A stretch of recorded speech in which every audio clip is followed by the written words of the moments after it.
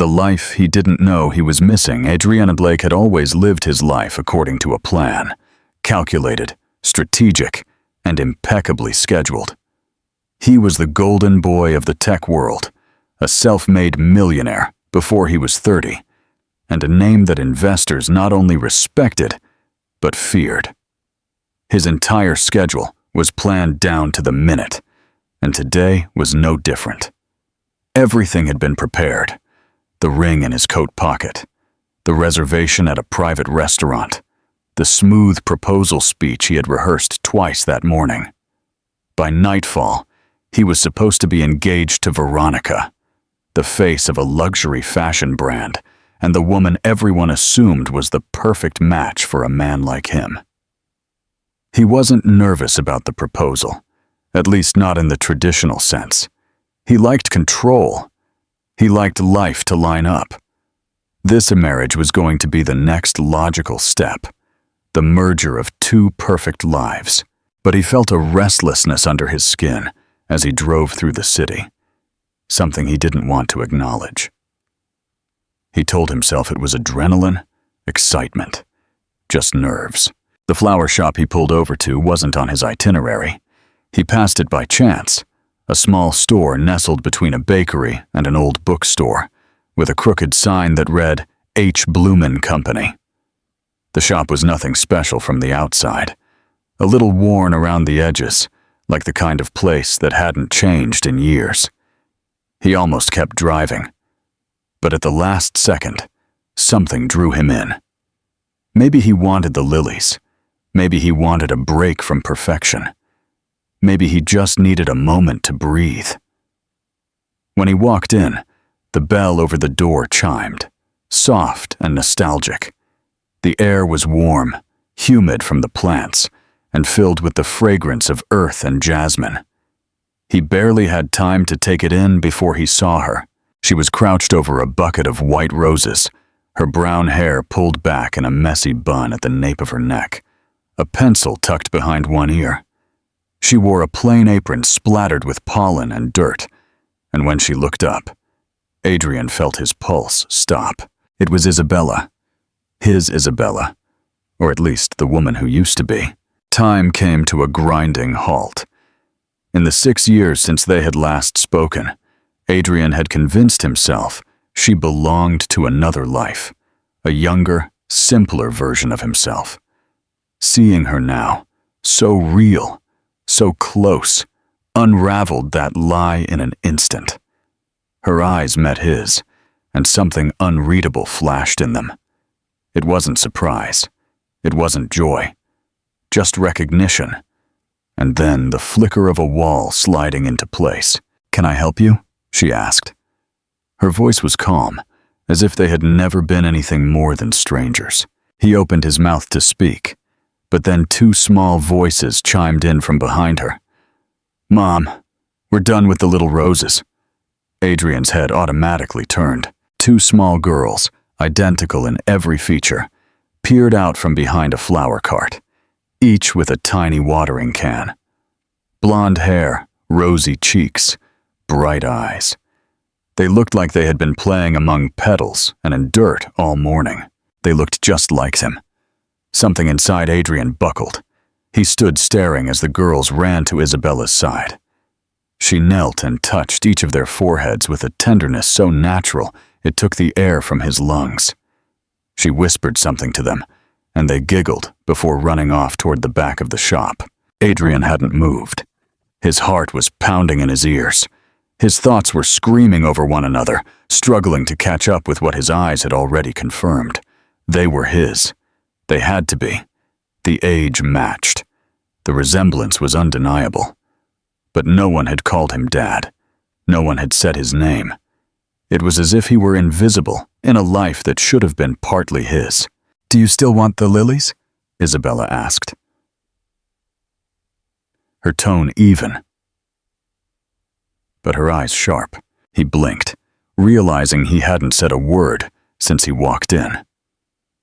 He automatically nodded. She walked to the cooler and chose a small but perfect spray. She wrapped it in brown paper and tied it with twine. The entire time, she didn't ask how he'd been. She didn't demand an explanation. She didn't seem angry. She seemed resolved. When she handed him the bouquet, their fingers brushed briefly. It felt electric, and then it was gone. Adrian took the flowers. He paid without saying more than a quiet, "Thank you," and walked out of the shop like a sleepwalker. He got into his car. The ring in his coat pocket felt heavier than it had that morning. He was supposed to be heading to Veronica, to champagne and candlelight, to his carefully prepared self. Instead, he sat in the parking lot of a flower shop, staring at the closed door, his mind replaying an image on a loop.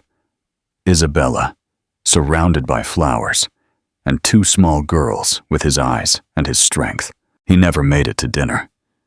He didn't call Veronica. He didn't even drive home right away. Because in that moment, Adrian Blake, the man who had everything, realized there was an entire life he had missed, and it had been growing perfectly well without him. Do you think Adrian's decision to stop at the flower shop was a random coincidence? Or was it a subconscious choice driven by a deeper longing? The uncomfortable truth. The following days passed in a haze Adrian couldn't shake. He went through the motions of his life, meetings, investor calls, product updates. But his focus was fractured. Numbers blurred on screens. Voices faded into background noise. And every spare second was haunted by the memory of Isabella and the twins in that flower shop. The resemblance wasn't something he could dismiss. It wasn't just in their features. It was in their energy, their expressions, even the shape of their smiles. He had spent his entire adult life mastering the art of logic, of clear decisions and cause and effect thinking. But now he was trapped in something completely out of his control, and the weight of it was suffocating. He hadn't told anyone, not Veronica, not his assistant, not even the mentor who had become a second father to him. He couldn't, because if he said it out loud, it would be real. And he wasn't ready for that truth. He had walked away from Isabella years ago, thinking it was for the best, thinking his ambition couldn't coexist with love. He had told himself she deserved better, someone who wasn't buried in deadlines and drive. But deep down, he knew the truth was simpler and uglier. He had been scared of commitment, of being vulnerable, of building something that couldn't be managed via a spreadsheet. Now he had proof of what he had left behind. Two small, undeniable parts of himself he hadn't even known existed. And what was worse, Isabella had raised them alone. She had done it without contacting him, without asking for a dime, without publicly exposing him. It wasn't pride, it was strength, and it terrified him. By Friday, he couldn't take it anymore. He canceled his morning meetings, ignored Veronica's messages, and found himself once again in front of that same flower shop. This time, he didn't walk in with a script. He had no idea what he was going to say, only that he couldn't walk away again. Isabella looked up the moment the bell on the door chimed. Her expression didn't change. Today she wore a different apron, one with a faint lavender print, and her hair was in a loose braid that made her look even younger than he remembered. The girls weren't in sight, which gave him a small sense of relief. This conversation was not something they should overhear. "You came back," she said, not with surprise, but with a certain tired knowingness, as if she had known this was inevitable. "I need to talk to you," he said in a low voice. "Privately." She studied him for a long moment, as if weighing the risks of reopening a door she had long ago locked. Then she nodded toward the back room. 5 minutes. I have deliveries coming soon." The back room was small but organized, filled with buckets of stems, a banged-up wooden table, and the scent of fresh greenery. Isabella closed the door behind them and leaned against the wall, her arms crossed. She didn't offer him a seat. Adrian hesitated. Then he exhaled, rubbing the back of his neck. "Are they mine?" Her eyes narrowed slightly, not with malice, but with the sharpness of someone who had endured too long alone. "Is that really where you want to start? I have to know." "Yes," she said simply. "They're yours." The words hit him like a freight train, even though he already knew it. Still, hearing it was another thing entirely. The floor shifted under his feet. "They're 5?" he asked. "They turned 5 last month," she replied. "Their names are Clara and Martina." Adrian sat slowly on the edge of the table, suddenly dizzy. "Why didn't you tell me?" Isabella's laugh was bitter. "Oh, Adrian, tell you what, that the man who disappeared overnight, who chose his company over a future with me, had fathered twins? You think I didn't want to? I did. But you didn't leave a forwarding address. You didn't even leave a goodbye. And once I realized you were gone for good, I made a decision. I wasn't going to chase you down to be a father if you weren't ready to be one." He looked down, ashamed. "I was scared." "I know," she said softly. "But I was scared too. And I didn't have the option of running from that fear. I had to carry it. Every day. Through the pregnancy. Through the nights both of them screamed for hours. Through the bills and the loneliness and the self-doubt. I did it. Not because I was a hero, but because there was no other choice." Adrian looked at her, his voice barely a whisper. "I want to know them." Isabella didn't answer right away. Her eyes searched his face, as if she were looking for something. The truth, perhaps, or remorse, or a change. "I'm not going to stop you," she finally said. "But don't you dare walk into their lives unless you plan on staying. I'm not going to let them have their hearts broken by someone who only visits when it's convenient. They don't know who you are yet. To them, you were just a customer who bought flowers. If this is just about guilt or curiosity, walk away now. Spare them that." "It's not that," Adrian said, shaking his head. "I didn't know, Isabella. But I know now. And I can't unknow it. I want to be in their lives. No matter how long it takes, I'll earn my way in." She didn't nod. She didn't smile. She just studied him in silence. Then the door opened, and 2 small faces peered in. "Mom, the delivery truck is here," Martina announced, her cheeks flushed from running. Isabella turned to them. "Okay, I'm coming." The girls looked at Adrian with curiosity, sensing something, but not saying anything. When they disappeared again, Adrian stood, his legs stiff. "I'll be back," he said, "if and when you want me to." Isabella opened the door and walked past him. "We'll see," she said over her shoulder. "Time will tell if you're serious." Adrian walked out of the flower shop for the 2nd time in a week, but this time, something was different. The first time he had walked out a stranger. Now he was a father. Not yet in their eyes, but in truth. And that truth would change everything. What do you believe is the most significant reason Isabella chose not to contact Adrian and raise the twins alone? A garden of trust. Adrian began coming back to the flower shop every few days, careful not to overwhelm or push too hard. Each visit was quiet, deliberate, and filled with a sense of cautious hope. He didn't demand conversations or explanations. He simply showed up. Sometimes he bought a bouquet. Sometimes he asked about certain plants. And other times he simply sat on the wooden bench outside the store, sipping coffee and watching the world go by. Isabella didn't greet him with warmth, but she didn't chase him away either. That, in itself, felt like progress. The twins, Clara and Martina, still didn't know who he really was, but the connection between them was undeniable. They were drawn to him, and he to them, in a way that neither logic nor time could erase. On his 4th visit, Martina ran up to him with a dandelion crown she had made and insisted he wear it on his head, like a king of the flowers. Adrian, who once brokered multi-million-dollar deals without batting an eye, found himself crouched on the dirt, proudly wearing a crooked ring of weeds made by a little girl with bright blue eyes. Clara joined in, declaring him officially part of the garden. That moment opened something in him he hadn't realized was still closed. Isabella watched all this from behind the counter. Her gaze lingered longer now, and while her posture was still guarded, there was a softness that crept in. Adrian didn't ask her questions about the past. He knew he had no right.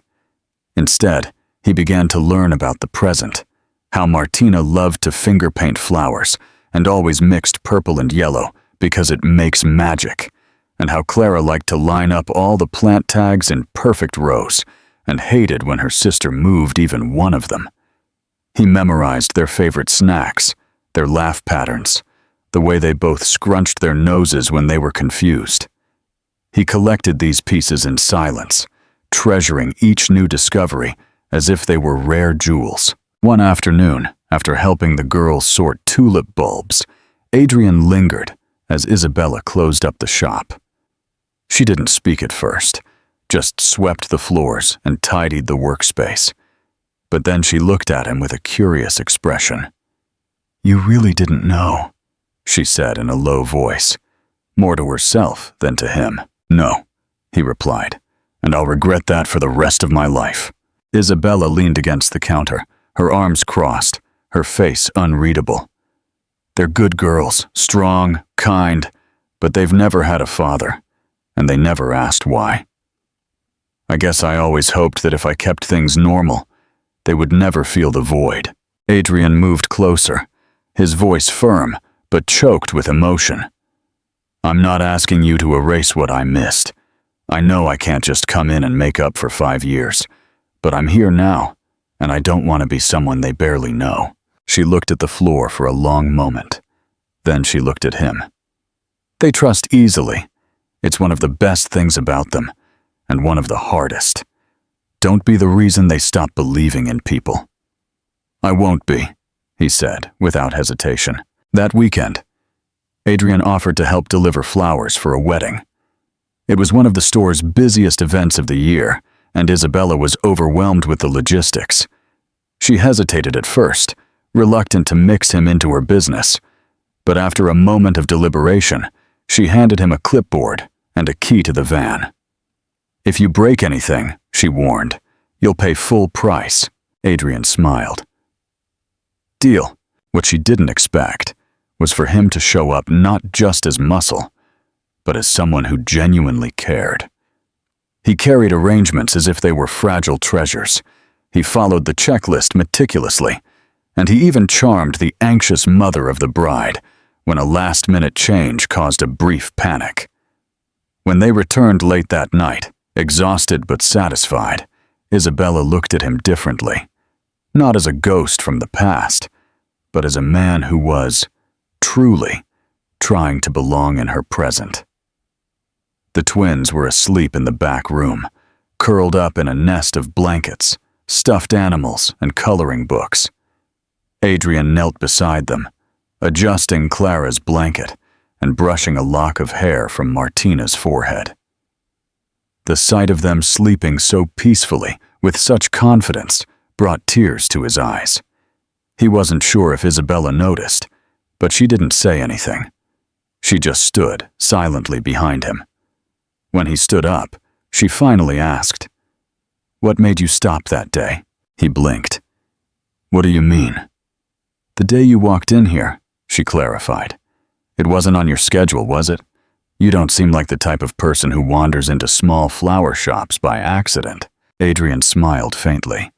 "I was on my way to propose. I stopped to buy flowers. And then? I saw you. Everything changed in 1 second."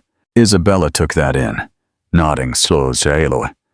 "It's a funny way life works." "I canceled dinner.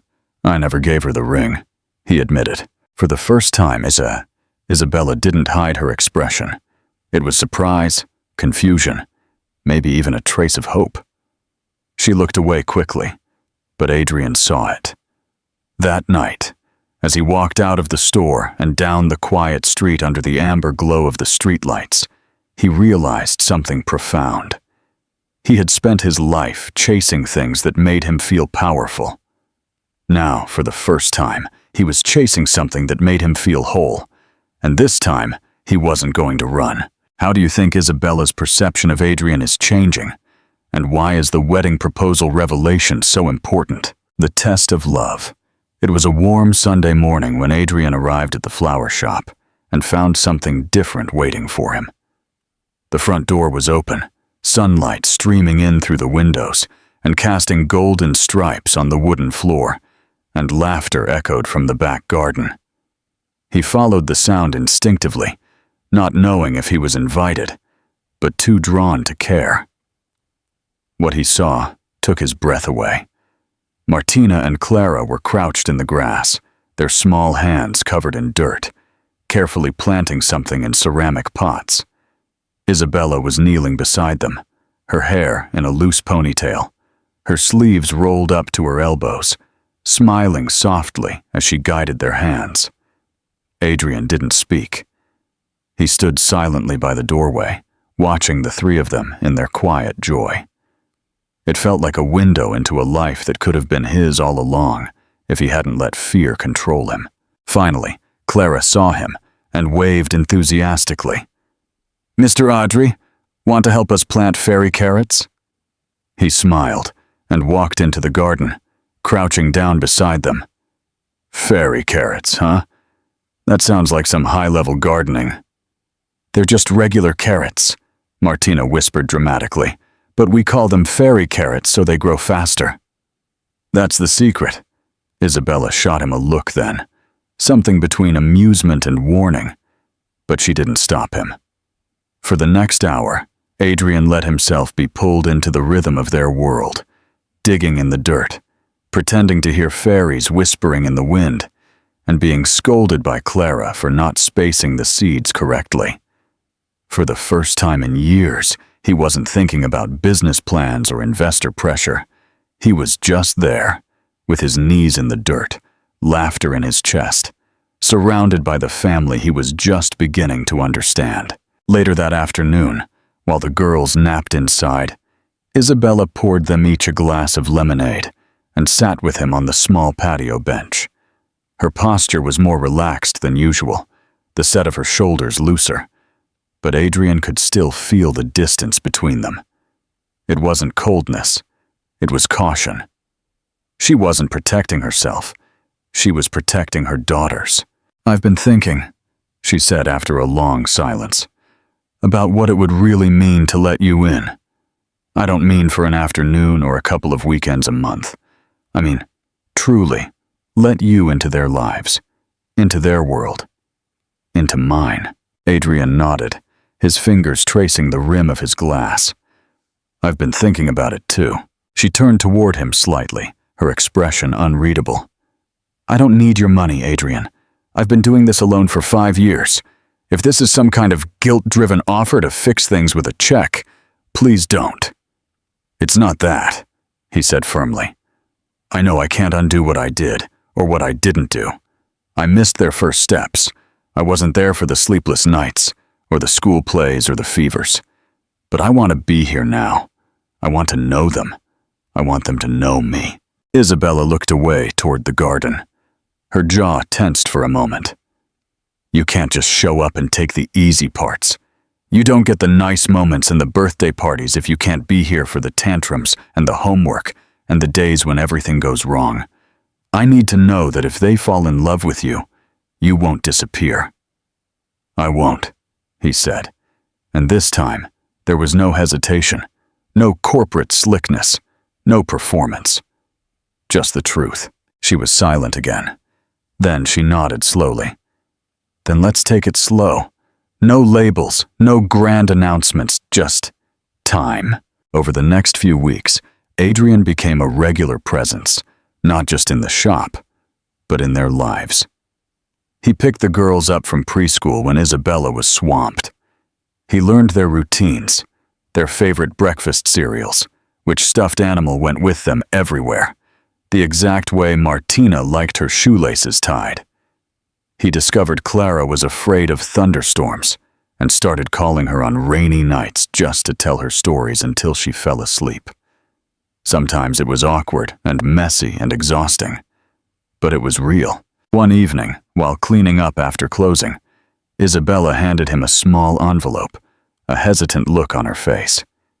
Inside was a crayon drawing of 4 stick figures, 2 adults and 2 children, standing in front of a flower shop. One of the adult figures had blonde hair. "Martina made it," she said in a low voice. "She said it was a picture of her real family.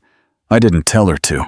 Adrian stared at the drawing for a long time, something tight and overwhelming blooming in his chest. He carefully folded it and tucked it into his wallet without a word. They didn't talk about the future after that. Not yet. They didn't use words like family or together or us. But in the quiet spaces, between shared chores, whispered goodnights, and the scent of warm dirt, they were slowly building something, a fragile, uncertain beginning. And for the first time in his adult life, Adrian didn't want to race toward the finish line. He just wanted to be there, every step of the way. What do you think is the biggest hurdle Adrian still needs to overcome to fully earn Isabella's trust? Building something that lasts. Adrian had finally found a rhythm, one that no longer depended on board meetings or press releases, but flowed with preschool pickups, flower shop deliveries, and bedtime stories told over the phone when he couldn't be there in person. His days, once meticulously segmented by his assistant, now revolved around the unpredictability of 2 5-year-old girls who could turn a trip to the grocery store into an adventure or an emotional crisis. But he loved it.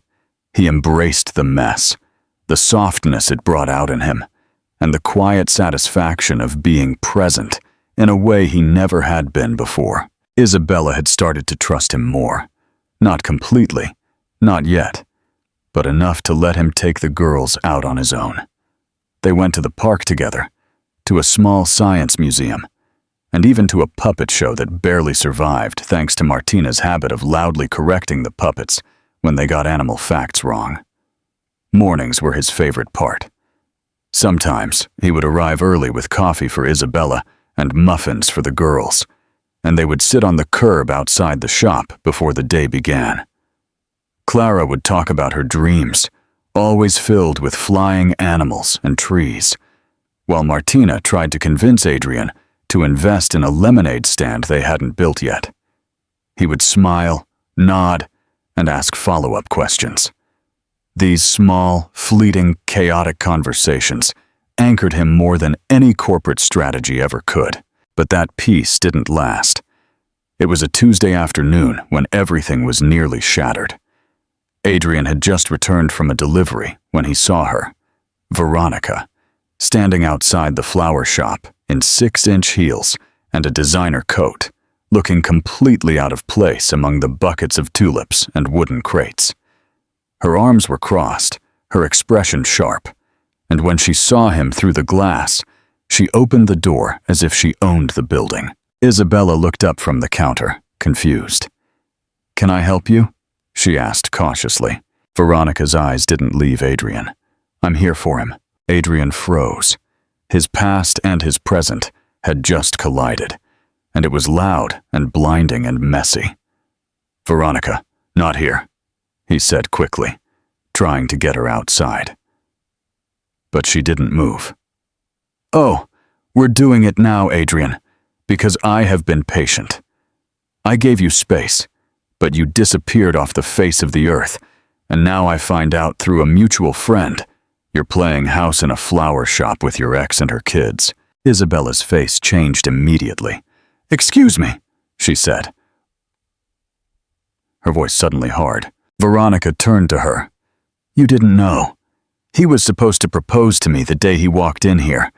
We were engaged in all but name. And now he's what, pretending to be father of the year?" Adrian stepped between them. "Stop it. Both of you. This is not what it looks like." Veronica's voice was cold. "Then explain it." Isabella's jaw was so tight he thought it might break. "You were engaged?" she asked, her voice barely a whisper. "I was going to propose, yes, but I didn't. Because I saw you, and I saw them. Everything changed that day," he said, desperate for her to believe him. Isabella didn't answer. She simply walked into the back room, not saying another word, leaving Veronica standing in silence and Adrian too stunned to move. The girls came out a few moments later, holding drawings they had made. Martina proudly showed one to Adrian. "It's you and us at the zoo," she said cheerily. Veronica's expression crumbled when she saw it. She looked at Adrian one last time, something bitter in her eyes. Then she turned and left without another word. That night, Adrian returned to the shop after closing. He knocked on the back door like a stranger, not knowing if he would be allowed in. Isabella answered, not angry but weary. There was something deeper in her expression now. Not betrayal, but heartbreak.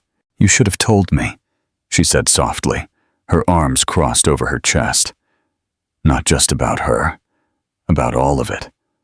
I was scared," he admitted. "I thought if I told you everything too soon, I'd ruin it. That if I explained how messy my life was, you'd close the door before I had a chance to make things right." Isabella sat down on the old bench by the tool wall. "I'm not mad that you had someone else. I'm mad that you didn't trust me enough to be honest." "I do trust you," he said quickly, sitting beside her. "I'm still learning how to be honest, not just with you, but with myself. I thought success meant keeping everything perfect and polished, but life isn't like that. You've known that longer than I have." She didn't speak for a while. The silence stretched, and he didn't try to fill it. "They asked where you went today," she finally said. "I told them you had a meeting." "I'm not leaving," he said, "unless you ask me to." Isabella turned to him, her eyes weary but clear. "If you want to stay in our lives, Adrian, you have to show them that love isn't something that leaves when things get difficult. You have to show them that people can be flawed and still stay." He nodded. "I will." For the first time since that afternoon's blow-up, she leaned toward him. Not fully, not with her full weight, but just enough for him to feel it. A sign of trust, fragile and real. He didn't try to kiss her. He didn't try to make promises.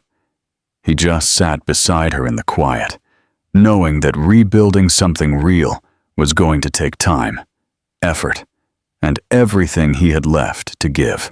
What do you think is the biggest difference in how Adrian is now approaching his life and relationships, compared to before he met Isabella again? The family he chose. Adrian didn't expect forgiveness to come quickly, and he didn't ask for it. What he did instead was show up.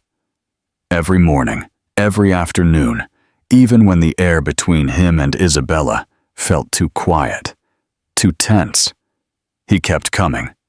He watered the plants, swept the shop floors, ran errands to the supply store without being asked, and left fresh coffee on the counter with her usual order, scrawled on the lid with a shaky pen. The twins greeted him with the same unfiltered joy they always had, but Isabella took her time. He understood. Trust, once broken, wasn't glued back together with apologies. It was slowly stitched through consistency. Veronica never came back, but the damage she left behind lingered. Isabella had questions she didn't voice, and Adrian felt them in the way she moved around him, carefully, deliberately, as if waiting to see if this version of him would also fade away. But something shifted the morning he arrived early and found Isabella sitting alone in the back garden, wrapped in a cardigan, her face drawn. She didn't hear him at first. When she turned to look at him, her eyes were teary but clear. "They had a school event yesterday," she said in a low voice. "A little art show. Parents were invited. I didn't tell you because I didn't know if you should be there. I thought it might confuse them. But when I got there and saw all the other kids with two parents by their side, I don't know, I felt selfish, like I was holding something back from them. Adrian sat beside her without hesitation. Were you protecting them? I thought I was, she whispered. But maybe I was just protecting myself. He didn't reply right away. The air smelled of wet earth and lavender. Isabella, I want to be there. Not just for the fun things, for the hard things too. I want them to know they're not half-loved. I want you to know that too.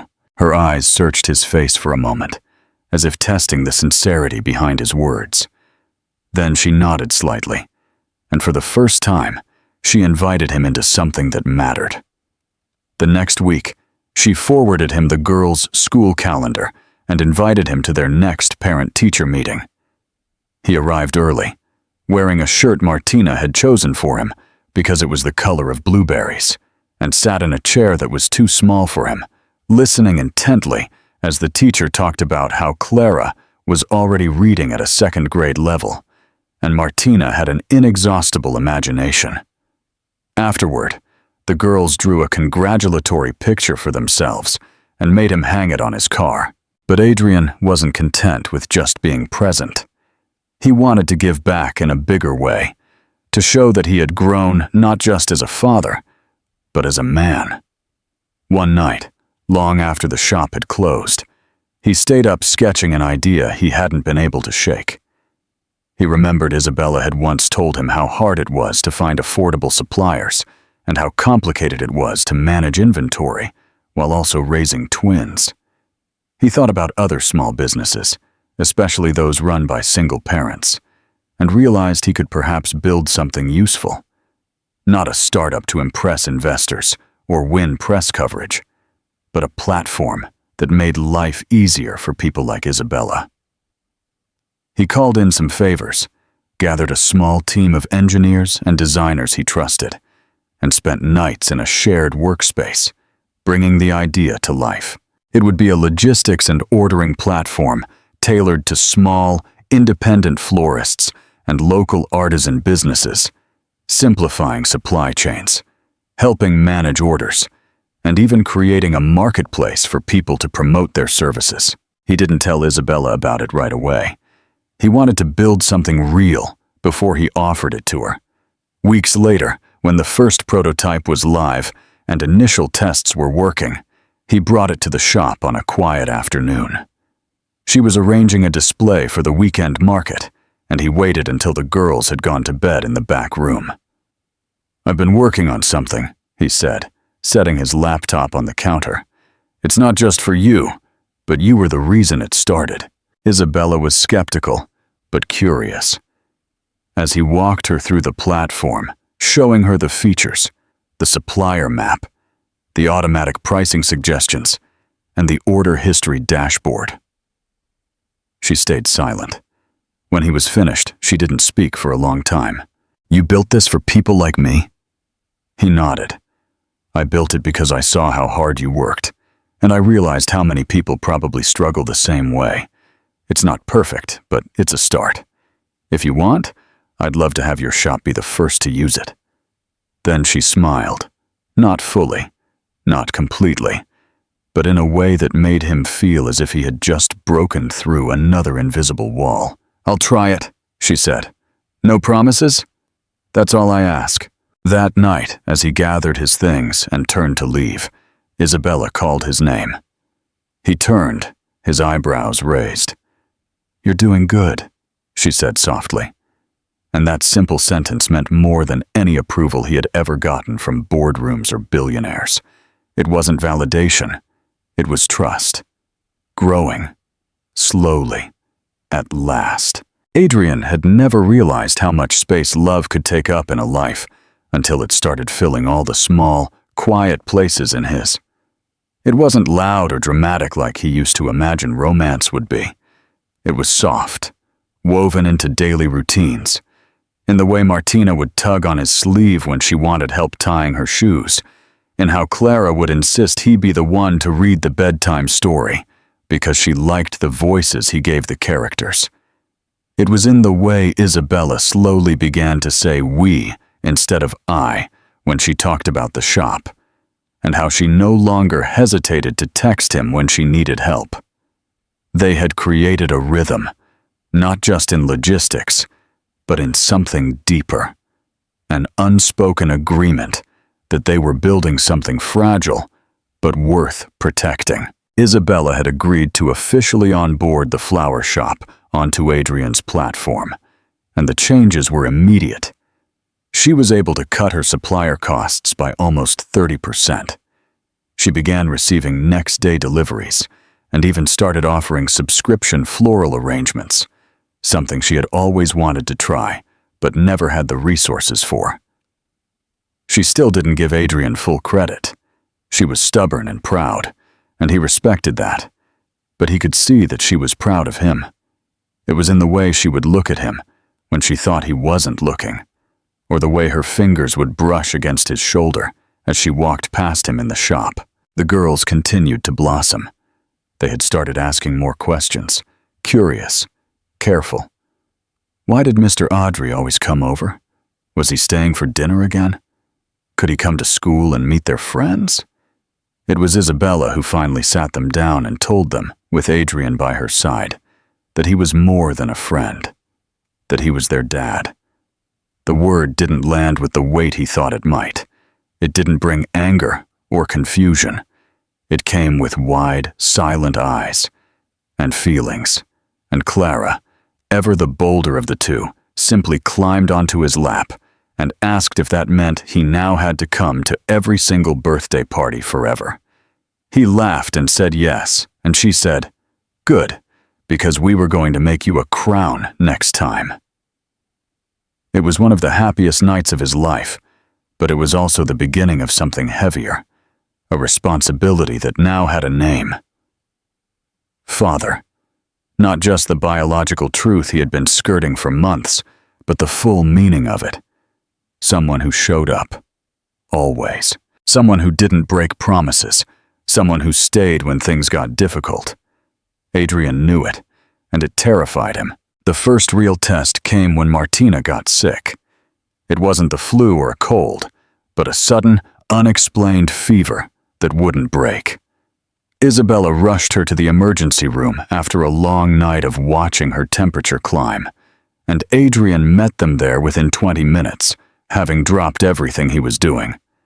It wasn't serious in the end, just a virus. But sitting by Martina's small hospital bed, holding her clammy hand as she slept, Adrian realized how helpless fatherhood could feel. He couldn't fix it. He couldn't negotiate with it, or reason with it, or outperform it. All he could do was be there, and he was, for every minute, every hour. Isabella fell asleep in the corner while he watched over Martina, never taking his eyes off her. The nurse who came in the morning mistook them for a married couple. Isabella gently corrected her, but something shifted between them afterward. It wasn't tension, something more like curiosity, a question they both weren't quite ready to ask out loud. Adrian started staying the night more often after that. At first, it was just when Isabella had early deliveries or late inventory nights, and then it became a regular part of the week. He'd wake up to the smell of fresh coffee, Martina already in the living room watching cartoons, Clara curled up under his arm. It felt natural, but it also made him more aware of the lingering fragility of what they had. He still hadn't told her he loved her. He didn't want to say the words just to say them. He wanted them to mean something. But every day it became harder not to let them slip out. On a quiet Saturday morning, as they were getting ready for the town's spring market, Isabella tripped over a pile of empty buckets and fell hard against a shelf, cutting her arm. It wasn't deep, but it bled enough to need attention. Adrian rushed to her side, his hands trembling more than he wanted to admit, as he helped her sit down and held a towel against the wound. "You're bleeding too much," he muttered, trying to stay calm. "I'm fine," she said through gritted teeth, but her face had gone pale. "You're not," he replied, already reaching for his phone to call emergency services. Isabella grabbed his hand. "Adrian, look at me. I'm fine." Her breath hitched, and their eyes met. "I'm not. You scared me to death." His hand tightened around hers. "I know, but I'm still here." He didn't call emergency services. They patched themselves up, sitting side by side in the back room, a first aid kit between them and the smell of dirt in the air. She let her head rest on his shoulder, and he let the silence fill everything they weren't saying. That night, after the girls were asleep and the house was quiet, Isabella walked onto the back porch and found Adrian standing there, his injured arm bandaged, his hair a mess, barefoot in the moonlight. He walked up behind her and slid his hand into hers. "Are you still scared?" she asked him softly. "Terrified," he admitted, "but not of life, just of losing it." Isabella turned to him, her expression soft. "Then don't." He kissed her then, not out of passion, or out of the moment, or out of impulse, but out of something real and deeply earned. It wasn't fireworks. It was more stable than that, like roots settling into the earth, finding their place. And for the first time, Adrian knew he was no longer building a life alone. He was finally a part of something, and he would protect it with everything he had. What do you think the scene with Martina getting sick and the one with Isabella's injury reveal about Adrian's commitment to his new family? A forever family. Spring turned to summer, and with it came a softening of the spaces between everyone. The shop now ran more smoothly than ever. Orders were consistent. The new platform Adrian had built was gaining traction with other local businesses, and Isabella's stress over logistics and late deliveries had faded into something manageable. But more importantly, the quiet, daily chaos of their family life had transformed into something whole. There was laughter in the mornings, dance parties in the kitchen, sleepy movie nights tangled in blankets on the sofa, and moments when Adrian would catch Isabella looking at him, not with doubt or worry, but with something warm and unreserved, as if trust had finally taken root. The girls continued to blossom. They had started asking more questions, curious, careful. Why did Mr. Audrey always come over? Was he staying for dinner again? Could he come to school and meet their friends? It was Isabella who finally sat them down and told them, with Adrian by her side, that he was more than a friend, that he was their dad. The word didn't land with the weight he thought it might. It didn't bring anger or confusion. It came with wide, silent eyes and feelings, and Clara, ever the bolder of the two, simply climbed onto his lap and asked if that meant he now had to come to every single birthday party forever. He laughed and said yes, and she said, "Good, because we were going to make you a crown next time." It was one of the happiest nights of his life, but it was also the beginning of something heavier, a responsibility that now had a name. Father. Not just the biological truth he had been skirting for months, but the full meaning of it. Someone who showed up. Always. Someone who didn't break promises. Someone who stayed when things got difficult. Adrian knew it, and it terrified him. The first real test came when Martina got sick. It wasn't the flu or a cold, but a sudden, unexplained fever that wouldn't break. Isabella rushed her to the emergency room after a long night of watching her temperature climb, and Adrian met them there within 20 minutes, having dropped everything he was doing. It wasn't serious in the end, just a virus. But sitting by Martina's small hospital bed, holding her clammy hand as she slept, Adrian realized how helpless fatherhood could feel. He couldn't fix it. He couldn't negotiate with it, or reason with it, or outperform it. All he could do was be there, and he was, for every minute, every hour. Isabella fell asleep in the corner while he watched over Martina, never taking his eyes off her. The nurse who came in the morning mistook them for a married couple. Isabella gently corrected her, but something shifted between them afterward. It wasn't tension, something more like curiosity, a question they both weren't quite ready to ask out loud. Adrian started staying the night more often after that. At first, it was just when Isabella had early deliveries or late inventory nights, and then it became a regular part of the week. He'd wake up to the smell of fresh coffee, Martina already in the living room watching cartoons, Clara curled up under his arm. It felt natural, but it also made him more aware of the lingering fragility of what they had. He still hadn't told her he loved her. He didn't want to say the words just to say them. He wanted them to mean something, but every day it became harder not to let them slip out. On a quiet Saturday morning, as they were getting ready for the town's spring market, Isabella tripped over a pile of empty buckets and fell hard against a shelf, cutting her arm. It wasn't deep, but it bled enough to need attention.